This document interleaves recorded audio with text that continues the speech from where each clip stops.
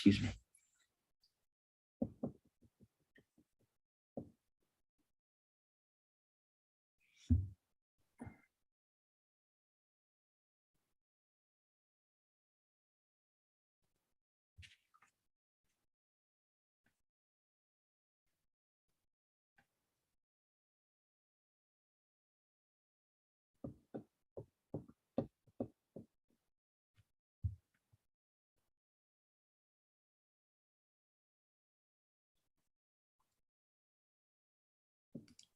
Welcome back to the Pro Football Hall of Fame for the last installment of the Pro Football Hall of Fame's Before the Snap series for this school year. It's been a long year. We've seen so many different careers focused on, so we are super excited as we nail down to our last program of the year. If this is your first program, well, you missed out on a lot of great ones, but you're going to hear an awesome program today. And what this program is, we have this program in place to showcase all the great careers in and around the NFL, more than just being in marketing or working on the football side or being a coach or even a player. There are so many cool and unique jobs out there in and around the NFL. And today we are in store for a very, very special one. If this is your, if you've tuned in for more than one of these and you're tuned in again, thank you so much. Like I said, everybody is in store for another excellent program. My name is Jake Ray, and I'm the Youth and Education Manager here at the Pro Football Hall of Fame in Canton, Ohio. And our special guest today is none other than Jay Romig. And you might not know the name, or you may not have heard of his name before, but I can tell you, if there's anything to know about the New Orleans Saints, Jay's your guy you got to go to. A little bit about us here at the Pro Football Hall of Fame. It's our mission to honor the heroes of the game, to preserve its history, to promote its values, and to celebrate excellence together. And those values we promote, those of commitment, integrity, courage, respect, honesty, all of which make our Hall of Famers great football players, but they make them great people as well, great members of their community, can truly make you a great member of your class, of your group that you're a part of, and truly can make you a great member and an employee of any organization that you end up with after school. Now, before we do get started and we dive into the program today, I have some thank yous I'd like to pass out. First, Jay, thank you so much for being a part of the program today. We know that this thing called the NFL, it doesn't just take place 18 weeks during the year and a couple weeks after if you're really lucky. It's a full-time job, busy the entire year. So we want to thank you for taking time out of your busy schedule to be a part of the program today. Secondly, I'd like to thank our teachers, administrators, professors, educators, anybody that shared this out with their students today or watching us live in their classroom or watching us 6 months from now. We just thank you for allowing us to be a small part of your students' learning experience. And then lastly, and probably most importantly, students, thank you so much for tuning in, not only to this program, but to every program we've done so far this school year. You're the driving force behind this program. It's put in place to allow you to start to grow your network and ask questions to people who are in the industry. That's why this program's here. So today, as always, we want to see your questions. Go ahead and put them in the chat, the YouTube live chat there, and let us know who you are, what school you go to. And if you have a question, go ahead and ask. And if not, just let us know where you're watching from. Let's see how many schools we can get as part of the program today. So as always, put those questions in there. I have questions. Nathan's got questions, but we don't want to ask all of ours. We want to ask yours. So get those submitted as soon as you can, and we'll get those questions as part of the program. So today, and as I said, we are lucky and grateful to be joined by Jay Romig, who is in his 46th year with the New Orleans Saints organization, 46 young years, I might say, having originally joined the club way back in 1977 as an assistant athletic trainer, while also serving as the club's liaison with the Superdome in operations. In 1979, he established the club's IT department and has continually taken the lead on multiple projects within the club's administrative, business, football operations departments, while also annually coordinating training camp logistics in 7 different locations for the team, as well as assisting in team travel and serving as a valued board member of the Saints Hall of Fame. Romig is a New Orleans native who is a graduate of Brother Martin High School and the University of New Orleans. He and his late father, Jerry, the club's PA announcer for home games for 44 years, are the only recipients of the award that we will talk about here, the Fleur-de-Lis Award, and the only father and son people to ever win that award together. So without further ado, let's welcome our last Before the Snap guest this year, Mr. Jay Romig. Jay, welcome to Before the Snap. Thank you very much, Jake. It's a pleasure to be here. I'm excited. I'm a little nervous, but I'm excited. There's nothing to be nervous about for sure, for sure. So before we get started and we dive into those questions, any opening remarks you'd like to share here with our audience? Yeah, it's like I said, it's a pleasure to be with you guys today. I've been a visitor to the Pro Football Hall of Fame. I think 3 times in my Saints career, and have loved every minute there. And it's just the job I have here is fantastic. I mean, you read my bio a minute ago, and then my how I got started here is kind of interesting. Um, I was an athletic trainer at the University of New Orleans. It's a D1. It's a D1 school now in the Southland Conference, but it's been up and down to different places. But and we were good friends with the people at UNO. We're good friends with the Saints head trainer, a guy named Dean Kleinsmith, who was a trainer for a long time here and at the Detroit Lions, and he's been Indianapolis, University of Indiana. He's been around different places, and Dean needed help for the last 2 weeks of training camp back in 1977 at Vero Beach, Florida, when the Saints were training down there. And so I went down there, not knowing, I knew Dean a little bit, but not knowing anybody else, and worked training camp as a student trainer, student assistant trainer for the summer camp. The 2 weeks, all I had left was student teach at UNO. It was going to be, my aspirations were to be a trainer at a high school, maybe teach biology, teach PE, and that's what I wanted to do. So all I had to do was student teach. That's all I had left. So I went down to training camp at Vero Beach, left with him after a game at the Superdome, flew down there, spent the 2 weeks. We got back from camp, and Dean said, "Hey, you want to stay during the season and help while you student teach?" I said, "Yeah, why not?" So I stayed in the season, student taught. The season ended. He says, "You want to stay during the off season and help with rehabs and stuff?" I said, "Yeah, why not?" So I did that, and I've never left since then. So it's been being born and raised in New Orleans and being a Saints fan, with my dad being the PA announcer for the years as I was growing up. You can't beat it. It's been great. I think that's great because it tells a good story that, wherever that door cracks open and you can get your foot in, no matter if it's in athletic training, administration, you're cleaning up the stadium after the game, take that opportunity because you never know what it might lead to. And, we've had a lot of people on, the program this year who have, been working for a team or the league for 5 or 6 years, or maybe even up to 10, but definitely have not had anybody who's had the experience that you have. So, we usually ask, how'd you break in and how'd you get started? And you kind of mentioned a little bit there, but I want to talk about the importance of that. How important is it for a student who might have an opportunity, maybe in not a field that they really want to be in, but they have the opportunity to quote unquote, get in the door?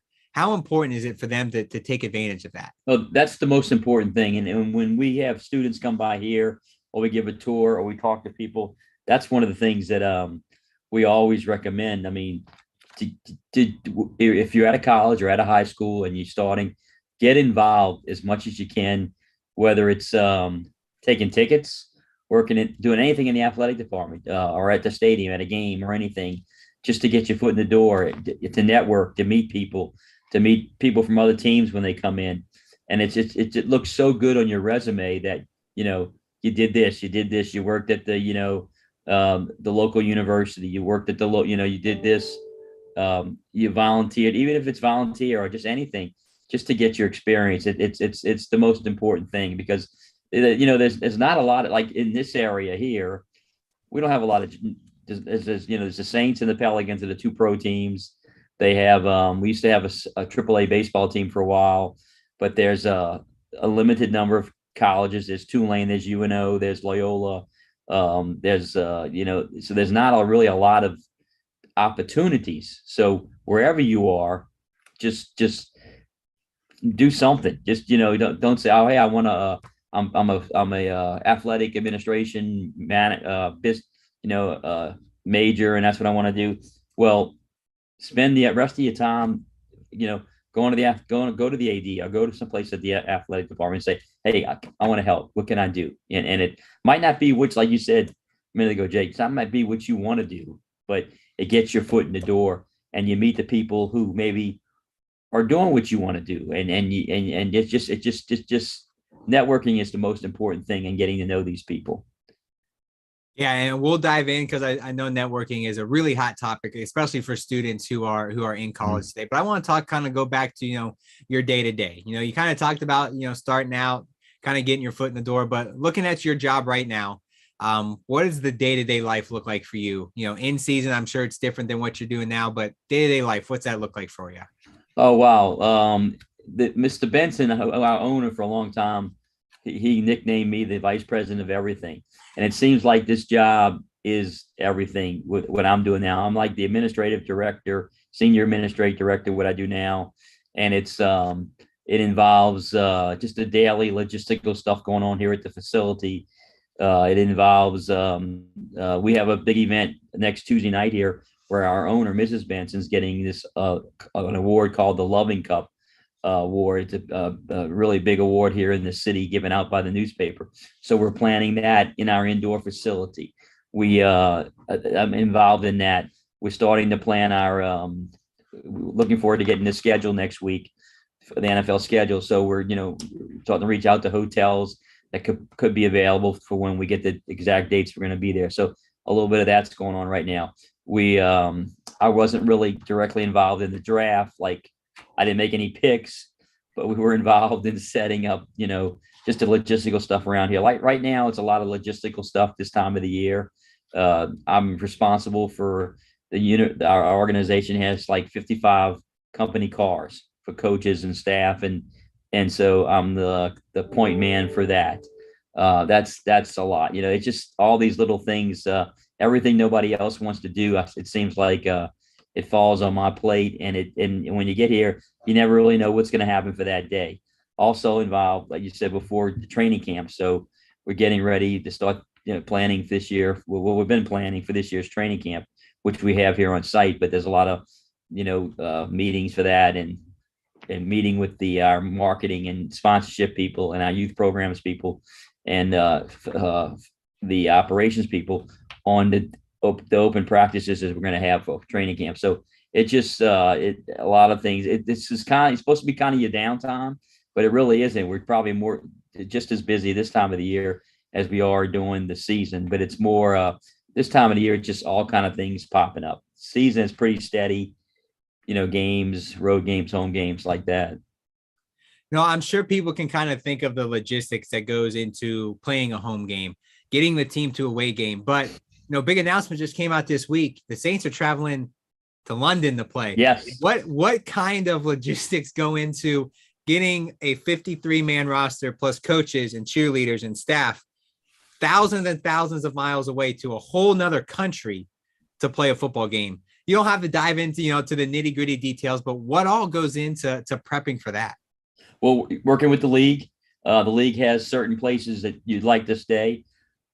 We're a little different. We like to go for the whole week, so we're trying to work into a situation where we can get have the team stay for a week. And it's not only 53 players. You got your practice squad. Your roster is almost like 80 people just for that. And then you have coaches. You have like 30 coaches, and and the different support group that goes. So it's working with the airline, working with the hotel. It's just this is just we found out about 3 weeks ago that we knew we were going to go about 2 months ago, but we found out about 3 weeks ago when it would be, and a little bit. So that's been meetings, a meeting maybe every other day on that. So it's a lot of work there. Luckily, we just went like 4 or 5 years ago, so that's good. One of the things that we're pretty good at here is and which comes into play with like a London game, we're good at evacuating for hurricanes. And it's almost the same thing, leaving New Orleans. So we're good at getting this group together and going someplace quickly. The London thing, we got a little more time, but we think we got this down. So we're pretty good at that kind of stuff. How, as a franchise, like you said, you oversee, you vice president of everything as Mr. Benson, who's special to our Hall of Fame family as well. Yes, called you there. As a franchise, how excited, stressed, what is the feeling when you find out you have a game there and are able to kind of expand your brand, not only of the NFL, but that New Orleans Saints logo truly all over the world? No, it's very exciting. I mean, the organization's excited. Our fan base gets so excited too. It's they're Saints fans everywhere. Hoodats as they call them, they're everywhere. And but we're excited. Our coaching staff, everybody's excited. The players are excited, and then to find out who we're playing, which we found out the other day when the league announced. I think it was 2 days ago. But that's an excitement, and we love, I'm kind of not disappointed that we're not going to Germany. I like to have gone to Germany, maybe because I've been here long enough that this will be my fourth trip to London for a game, and then we went to Japan one year. I think it was 1983. We went to Japan, and I was able to help coordinate and work on that. So it's like a nice little bonus and plus that you get to do that, and we're looking forward for it this year. I'm sure it's a part of the full experience of being a part of an NFL franchise. And there's so many different experiences that we'll dive into a little bit later. But, you mentioned those fans, those Hoodats, as they call them. Some of the most dedicated fans, you've been able to see the transformation of the organization.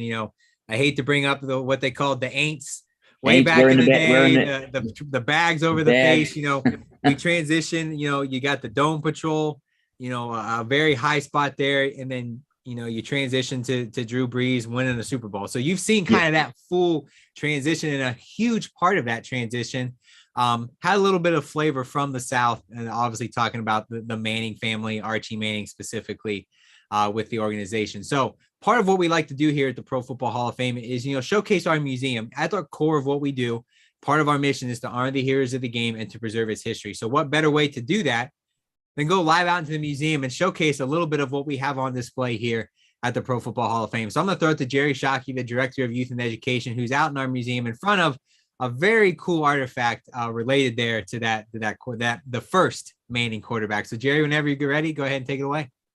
Perfect. Thank you, Jake. And Jay, again, thank you for connecting in. It's so refreshing because, Jay, I know started in 77 with the Saints, been there for so long. When you think about the industry, you think about people that jump all over the place. I've got a friend who did ticket sales in 2000. You might know Ryan Robbins. He worked for the Saints for a couple of years in ticket sales. Good friend of mine. Ryan, yes.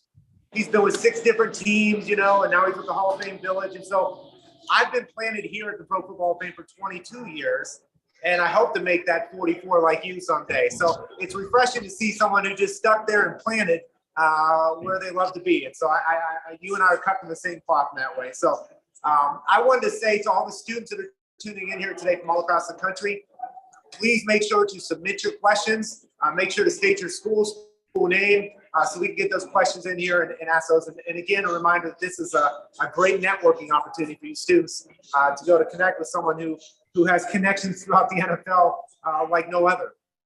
So I encourage you to take advantage of the opportunities this Before the Snap series presents to you guys here today. But we are in front of a pretty special display. And Jay, probably someone you know or have met, worked with in the past. We're in our second floor of our rotunda, which celebrates the first century of football, but all kinds. This is kind of a themed exhibit area all the way through here that does pop culture and pioneers and record breakers and all kinds of different things. But the area I'm standing in front of is dedicated to one of football's first families, the Mannings. And last year, obviously, we were able to welcome Peyton Manning to the family here. Eli, I think, has a great shot of being in the Hall of Fame as well. I think, don't want to make any guarantees here, but I think there's a good shot. We'll just leave it at that. But before there was Eli and Peyton, there was Archie Manning. And Archie played from 71 to 81, a Pro Bowl quarterback for the New Orleans Saints, and is still beloved by the fan base. And so, Jay, your first job was all the way back in 1977. And you crossed paths with Archie Manning. And obviously, as Jake had already referred to, you were there during the days of the bags and the Aints to the Dome Patrol to Super Bowl champions. So what has this journey been like for you? It's been fantastic. I mentioned to Jake before that I actually taped Archie's ankle once or twice when he was there when I was a student trainer or a young trainer.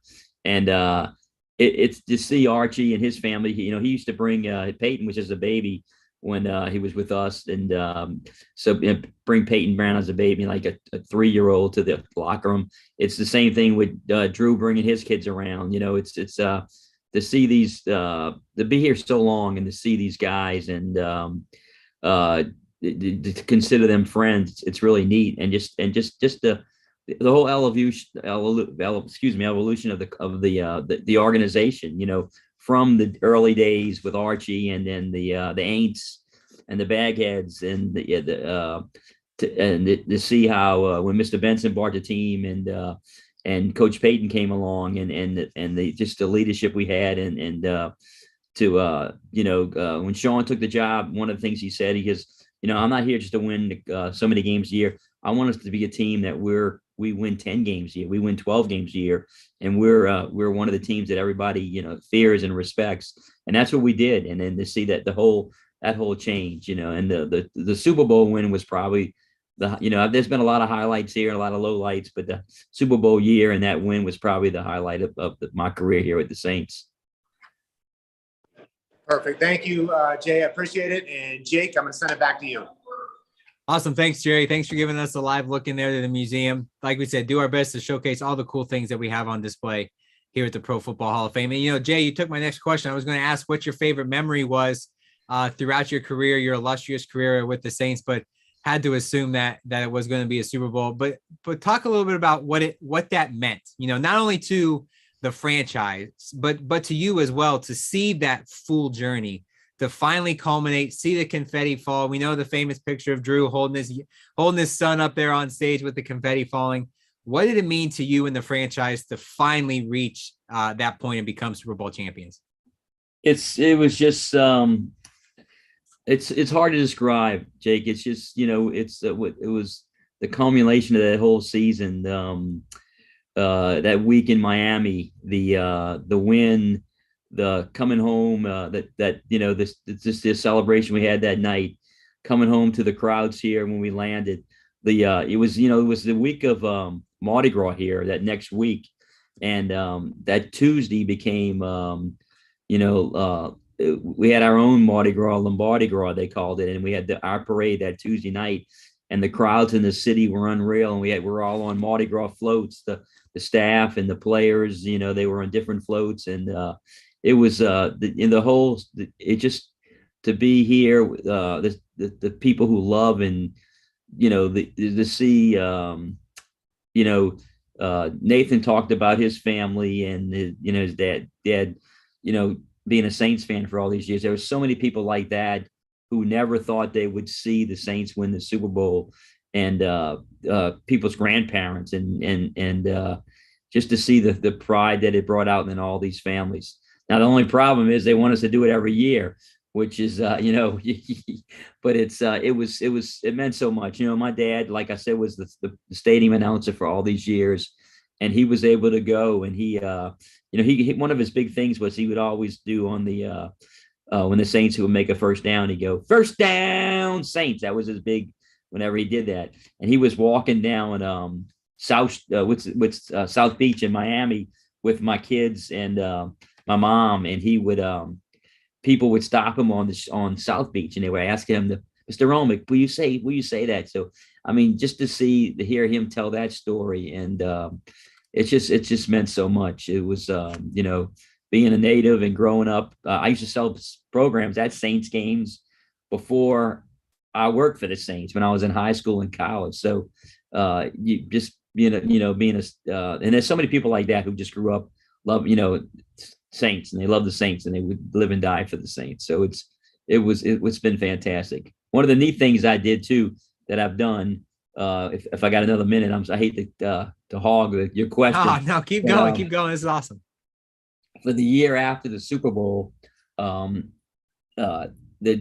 one of the, I guess we're kind of different, that we took the trophy everywhere. We took the trophy to church fairs, to any place with security, any place we could take it to let people see it, take pictures with it.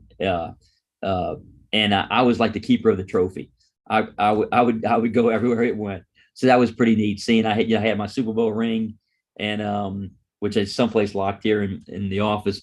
But but I would just to see the people around the state. We get a Super Bowl tour, a Lombardi tour we called it, with the trophy around the different cities in the state, and to see the people how excited they were to see the trophy and take a picture with the trophy, and every still to this day when we have groups here, we give a tour, and I'll bring the trophy down for them. We got we have a replica that we have in our lobby, but we call the real Super Bowl trophy. People just really get excited about it. We need to get 2 or 3 more, but I'm sure the fans would enjoy that too. I know we got some questions rolling in for some of our students, so I'm going to send it over to Nathan Martin, Youth and Education Coordinator here at the Hall of Fame for some of our student questions. Yeah, Jake, thank you so much for sending it out here. And Jay already mentioned it to you guys, our viewers. I grew up in a house. My dad was a Saints fan, so he was a big Archie Manning fan. So there is that connection that Jay and I have with that. But our first student question, Jay, comes from a student who attends Syracuse University. His name is Jared, and he wants to know, you have a long career in the NFL, but when in your career have you ever felt overwhelmed, stressed, challenged? And then how did you respond to, persevere and accomplish whatever that task or whatever that was overwhelming you, stressing you out there?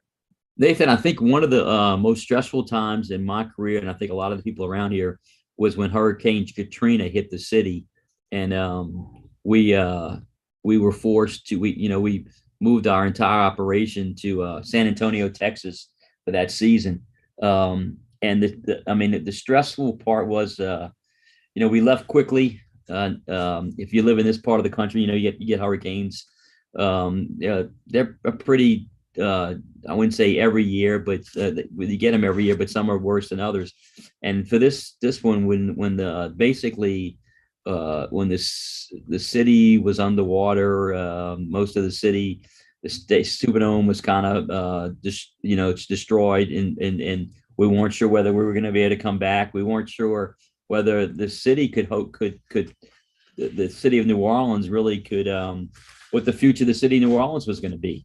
And whether we would, I personally lost the house that I was living in had 12 feet of water in it for like 3 weeks because of the breaks in the levee, until they were able to fix the levees and pump all the water out. So, and you're trying to, and your family's here, and you're, you're trying to do your job, which you love, but you're worried about them. And I think the whole organization, that was the 2005 season when that hurricane hit, and it was stressful on everybody. And that was probably one of the most stressful. Didn't know if am I going to be able to do this? Can I what am I going to do? Are we going to stay here in Texas, or are we going to is the team going to move someplace out? It just, that was stressful. On a daily basis, the job is fun, and you kind of, you work through any little stressful things you have. We work with some fantastic people here, and we all have our ups and downs. But I think going back to Katrina, that was, we almost had the same situation here this past year with Hurricane Ida hitting here. Although it's been an interesting time. I guess those natural disasters are kind of the ones that really kind of put the most stress on me and the job here. Yeah, that makes a lot of sense, especially considering, you have no control over how those natural disasters are going to unfold. And, you're not just weighing the impact on the team, but the community and the city as a whole, and everything. So I could definitely see how that was so overwhelming and stressful. But I gotta follow up then, because we do kind of know how the story ended after Katrina, and the Saints, staying at home, staying in New Orleans, and you guys came back, and there was that memorable night with Gleason blocking the punt and everything. Tell us a little bit about being that and just the excitement in the Superdome, but also, like, from your standpoint and what you do on a day-to-day basis, what was the planning like? Okay, we're hosting football games again in New Orleans. What, was it the same old, or did things change from before Katrina to after Katrina? What was like the operational side of things like for you from that standpoint? Well, that the logistical and operational side that for that season, especially was, I mean, it really was off the chart. We were, that was our first training camp. Uh, Sean Payton took over. It was our first training camp in Jackson, Mississippi. We couldn't, we were, that's where we looked around for a place to train, and that was where we went. Um, it was the longest training camp, I think, in the history of the NFL because we played, we had, it was a new coach. So you come in a week earlier, then you had your 4 preseason games. And usually you go home after uh, the second preseason game, but because we had no place to go, because they were still working on the dome to the very last minute to get everything ready that we can get back in there. We played a preseason game in Jackson. And then we played a Monday night game against the Cowboys in Shreveport. So and the Jackson game was I don't know, that was the hottest night, Saturday night, I think, in Mississippi. But all this time too, there's all this work going on for the getting everything ready for the dome. So we played our first regular season game on the road. I think it was in Carolina that year, and then we came and came home to play maybe the first two, but then we came home to play the Falcons on Monday night with the Gleason block, and people were just so excited that we were back, that we could, because there was the fear that we weren't going to come back, and that football was back in New Orleans and the dome. That I still get chills when I watch the block punt. Whenever I see the replay of that game, but the work leading up to that was everybody was involved. We all had parts to do, either whether you were doing training camp stuff or you were getting the stadium busy. So I gotta encourage our students, submit more questions. We want to get to your guys' questions for sure. So let us know where you're watching it from and who you are. We'll get your question involved in the program. And you've mentioned it a couple of times, and I'll send it back to Jake. He can follow up to this, but you've mentioned training camp and your role in planning training camp. Could you kind of give our students a sense? We think of jobs and careers in the NFL. The NFL is happening 365. Training camp's a big part of that now. If you're kind of overseeing that planning, what's the checklist? What are all the things that got to be taken care of before you can have these open practices, before the team maybe is off site and you need hotels? What's your checklist of items you got to get taken care of to plan an NFL training camp? Well, there's a number of things. There's housing. Where are you going to house the players? Whether it's going to be, back years ago, you might go to a college campus and use the college dorms. I think players nowadays are kind of beyond sleeping in a dorm for training camp. So it's the hotel you're going to use. How far is the hotel from the facility? How are you going to get the players there? Are you going to let them drive?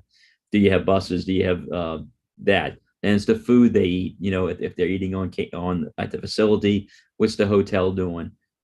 Security, for them at the hotels. That's just more like on the player side.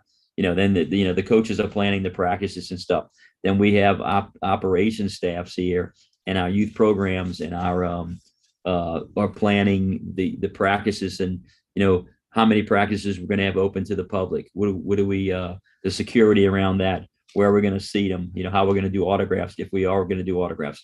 We were not able to, for a long time because of the COVID rules and the pandemic, we couldn't have any kind of open practices. And then last year we started to slowly. We had practices outside, but we couldn't. The few that we had, that were, they couldn't do any kind of autographs. Families could come, so we're getting back into that right now. There's just all these things come together to put it all together. A lot of teams nowadays are practicing against one another. We hope to practice this year when we get our preseason schedule. We hope to have somebody come here, or we may go somewhere. So there's that planning, on working at a remote hotel, different than where you're staying here.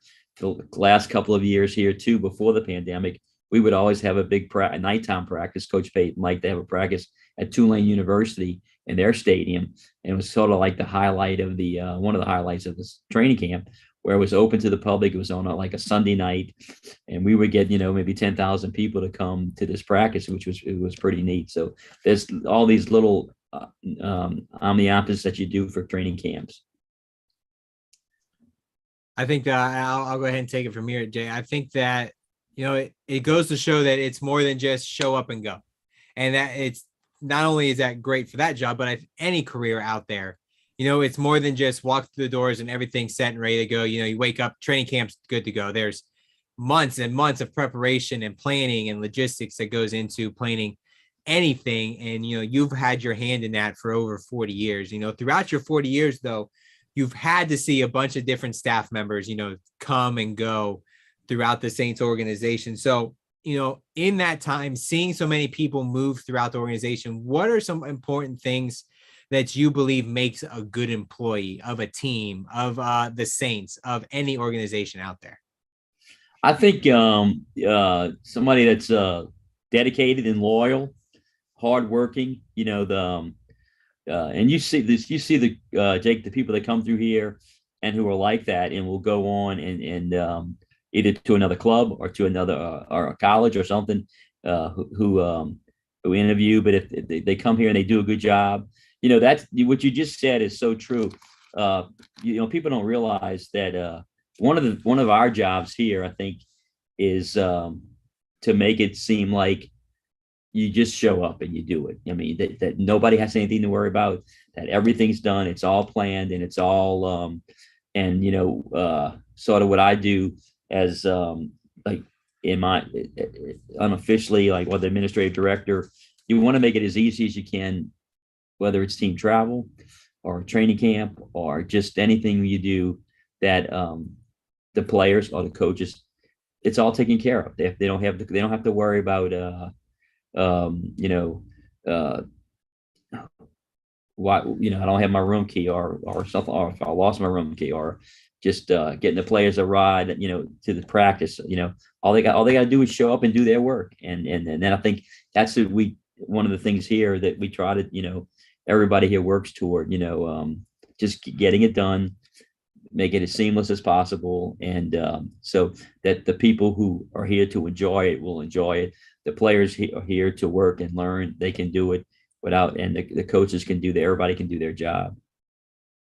That makes sense. Yeah. Oh, absolutely. Absolutely. I think, the goal, like, especially somebody who works in the field you do and handling those logistics day to day, you're the guy, it's always funny. Like, you're the person that will never be seen unless something screws up. If it all goes smoothly, nobody knows that Jay did all this work. And then, but if something messes up, well, they know, well, that was Jay's fault. Yeah. Which I can assume probably definitely never happens. I talk about being there so long, working in sports, especially, to young professionals like Nathan and myself, you see a lot of jumping around and moving from organization to organization until they find that one job. You've been in the same organization for over 40 years. And I want to talk a little bit about, because it's something important to us, is, the historical aspect of the organization. For us, being here at the Pro Football Hall of Fame, the history side of the game is huge. It's something that we as a youth and education department talk about pretty much every day we walk through the doors here in Canton, Ohio. But for somebody who's been there so long, not only the history of where the organization has come from, but, even within the doors of, hey, this person is more successful at this, and this person can handle this, but may not be the best at doing this role. How important is it for people who work in an organization, especially as their tenure grows, to know who is good at doing what, inside the doors for any team, any organization? Well, it's very important. And we have some good, really excellent management people here who work with these people and can find the best job for these people. Because we have an associate program here, and we bring in associates in almost every department: ticket sales, marketing, sponsorship, and to help them find their niche, and to help them, to get their foot in the door, to before they go on to other things. But the management here helps people find, and the people, they'll work with them and get them to the best jobs they can do, and and help them get to that point. But it is important.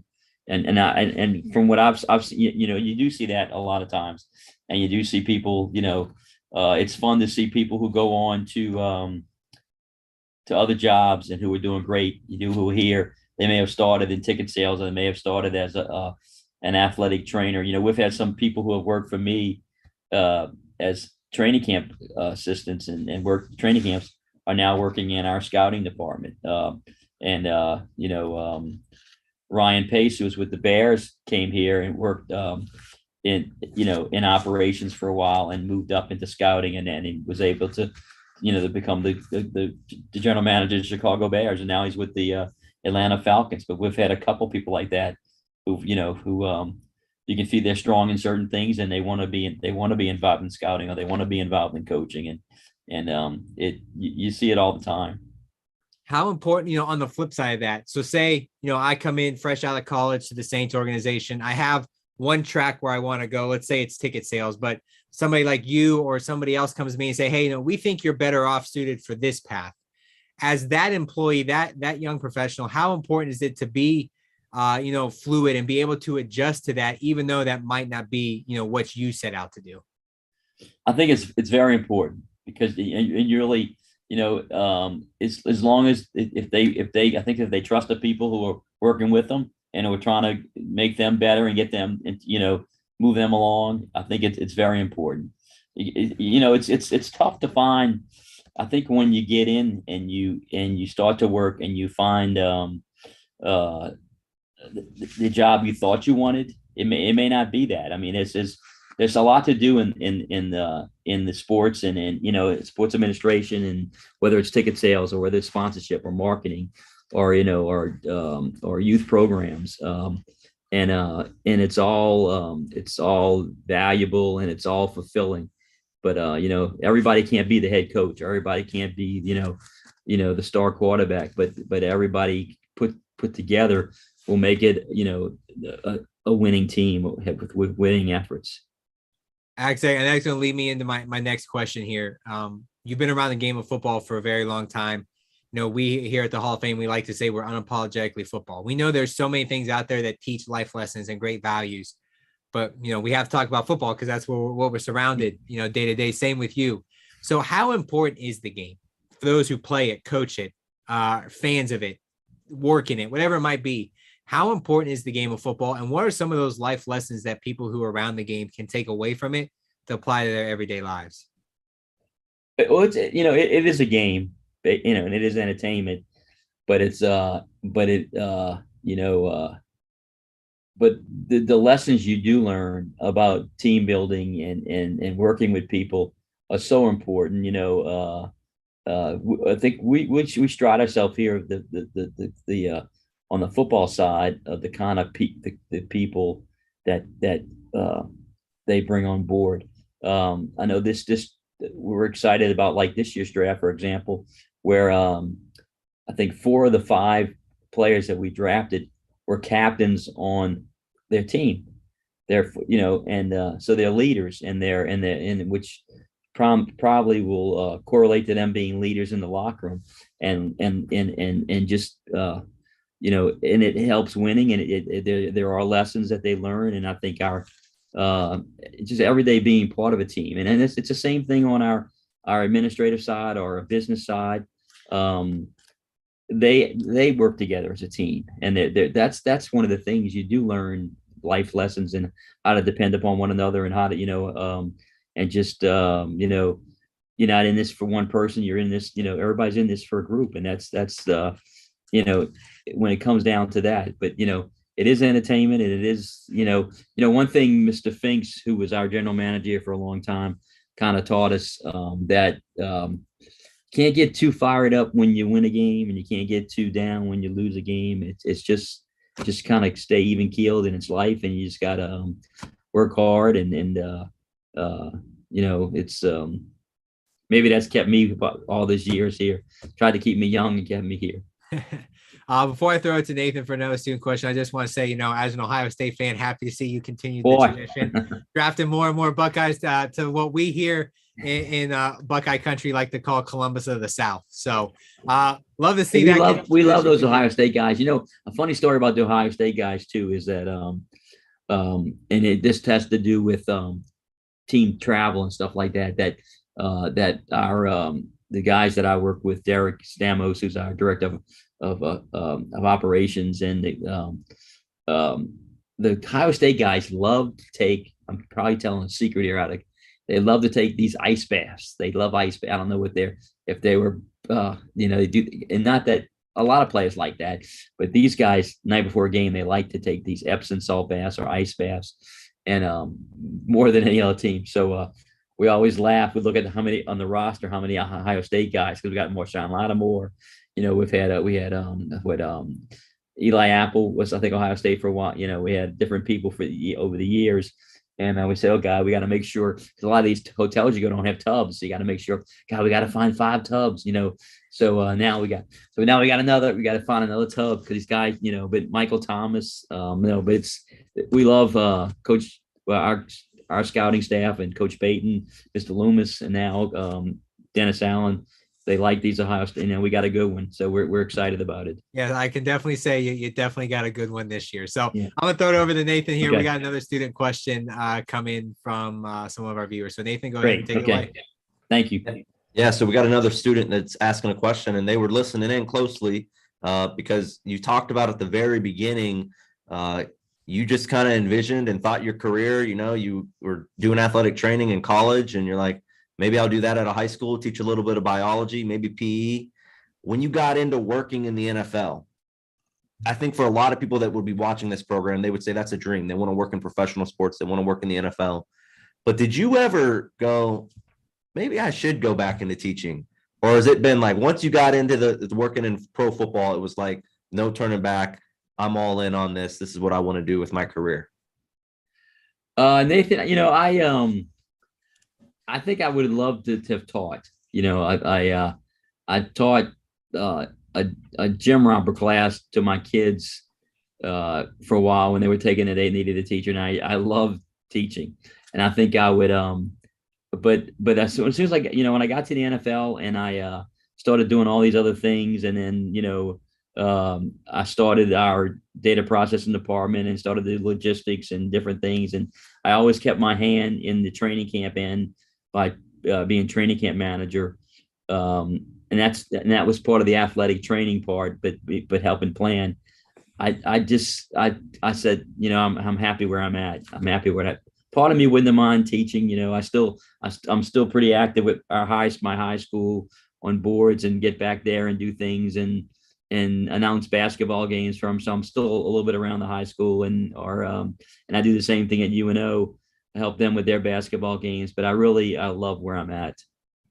So you mentioned still being involved in your high school, and that's actually amazing to see that you're giving back to the community in that way. When you were a student in high school, I mean, could you have envisioned, you know, 4 decades later, 5 decades later, you've been working for your beloved New Orleans Saints? I mean, is that even a dream that you had when you were going through high school? No, it wasn't. I mean, I could have never envisioned that, you know, because I just in high school when I was started, that's when this team was founded here back in the team was 1967, and I was started high school in 1969. So I would have never envisioned working for the Saints, but it is like a dream come true. But I couldn't even, you know, it was beyond my wildest dreams back then. All right. So last question for me on behalf of our students and everyone, I want to thank you for being a part of the program. But with our students that watch this, we love to ask and just get your opinion on this. As these students are applying for internships or those entry-level jobs, trying to get their foot in the door, what type of advice would you give them as far as maybe a resume or interview advice, maybe something you've seen that worked well for you? Or I'm sure you've been in several interviews and sat in and listened to people, things that have stood out that you're like, man, if other students could apply themselves on their resumes like this in their interview practices, this would go a really long way. What type of advice would you give our students there?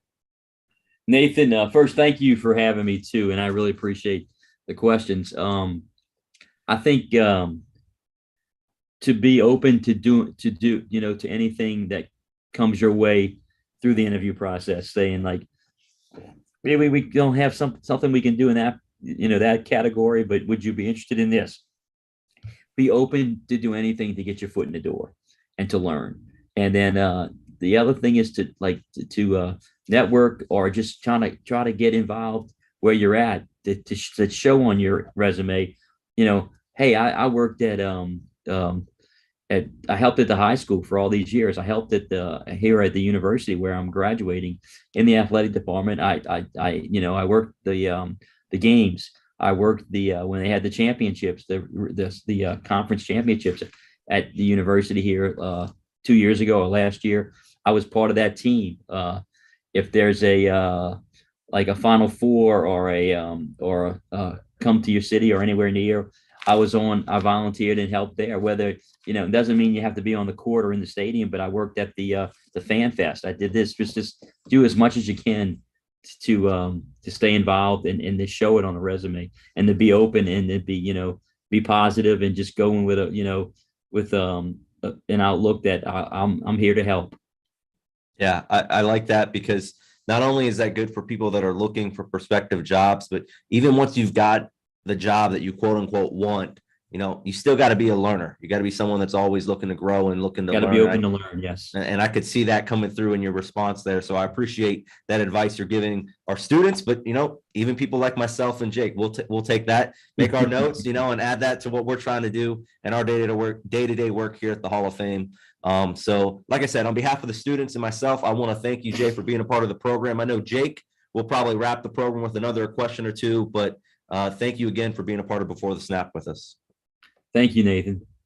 Yes, as Nathan said, Jay, just a couple more questions, and I touched on it briefly when we started, but you were one of the recipients of the Fleur de Lis Award that's given out through the Saints Hall of Fame, which you work very closely with. That is put in, it's an award that honors somebody that is for the betterment of the Saints organization as a whole and support of the franchise. So I read, it's not meant for players, coaches, owners, main front office staff. It's it's named after the person who founded the Touchdown Club in New Orleans. So Joe Gemelli. What did it mean for you to win that? Especially being involved with the franchise so long, and then on top of that, winning the same award that your father did.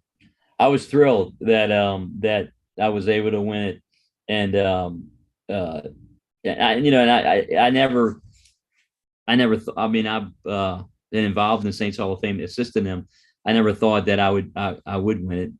I wasn't like that was a goal or a dream, but to be honored by the selection committee, I was thrilled, and just to win the same award as my dad is unreal. Dad lived, and he died. He lived for those Saints games, and he was it was just to receive the same honor of him is just beyond both our wildest dreams, I'm sure. Yeah, I'm sure it was very special for you and the family and your entire Saints family as well. So my last question here, and this will be last question of our Before the Snap series for this school year. It's the same question we usually end every program with. You've given so many great pieces of advice throughout this last 50 some odd minutes here.